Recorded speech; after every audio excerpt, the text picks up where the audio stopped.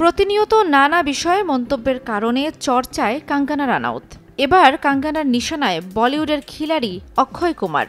সম্প্রতি এক সাক্ষাৎকারে কঙ্গনা জানালেন, সিং ইজ ব্লিং ছবির প্রস্তাব দিয়েছিলেন অক্ষয় কুমার, রাজি হননি অভিনেত্রী। পুরনো এক ঘটনার প্রসঙ্গ তুলে অক্ষয়কে নিয়ে ভয়াবহ এক মন্তব্য করে বসলেন বলিউডের এই ঠোঁটকাটা কুইন।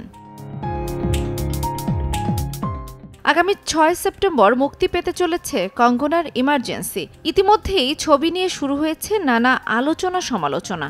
এমনকি কঙ্গনার এই ছবি নিষিদ্ধ করার ডাক দিয়েছে শিখ সম্প্রদায়। তবে এসব নিয়ে ভ্রুক্ষেপ নেই কঙ্গনার, বরং প্রচারের মাঝে কখনো রণবীর কাপুরকে কটাক্ষ করছেন, কখনো প্রিয়াঙ্কা চোপড়াকে কটাক্ষ করছেন। আর এবার অক্ষয় কুমারকে নিশানা করলেন কঙ্গনা, যেটা অভিনেত্রীর পুরনো পাবলিসিটি স্ট্যান্ড।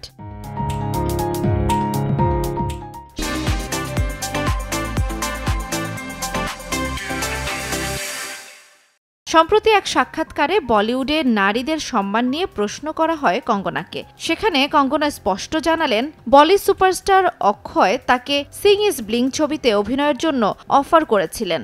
অফারে অভিনেত্রী সোজাসুজি না করেছিলেন, যা নিতে পারেননি অক্ষয়। অভিনেতা কঙ্গনার কাছে জানতে চান তার সঙ্গে নায়িকার কোনো সমস্যা আছে কিনা। উত্তরে কঙ্গনা বলেছিলেন, অক্ষয়ের নিজেরও একটি কন্যা সন্তান রয়েছে, তাই নারীদের সম্মানের বিষয়টি তার বোঝা উচিত।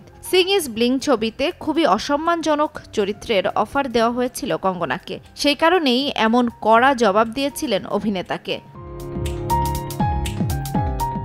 বজরঙ্গি ভাইজান ছবিতে একটি চরিত্রে কঙ্গনাকে চেয়েছিলেন সালমান খান। প্রস্তাব পাওয়ার পরে অভিনেত্রীর প্রতিক্রিয়া ছিল, এইসব কী ধরনের চরিত্র দেয়া হচ্ছে। তারপর সালমানের সুলতান ছবির জন্য প্রস্তাব পান কঙ্গনা, তাতেও রাজি হননি অভিনেত্রী। এরপর সালমান তাকে প্রশ্ন করেছিলেন সে কেমন চরিত্র চায়। ওই সাক্ষাৎকারে এই প্রসঙ্গে কঙ্গনা বলেন, সালমানের একাধিক ছবি বাতিল করলেও সালমান দয়ালু। তিনি আরও যোগ করেন, এখনও কথা হয় সালমানের সঙ্গে। কঙ্গনার ইমার্জেন্সি দেখার জন্য মুখিয়ে রয়েছেন সালমান।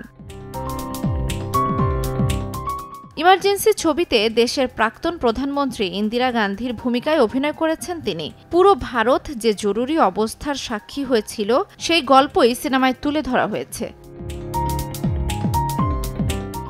জান্নাতুল দোলনা, সময় সংবাদ।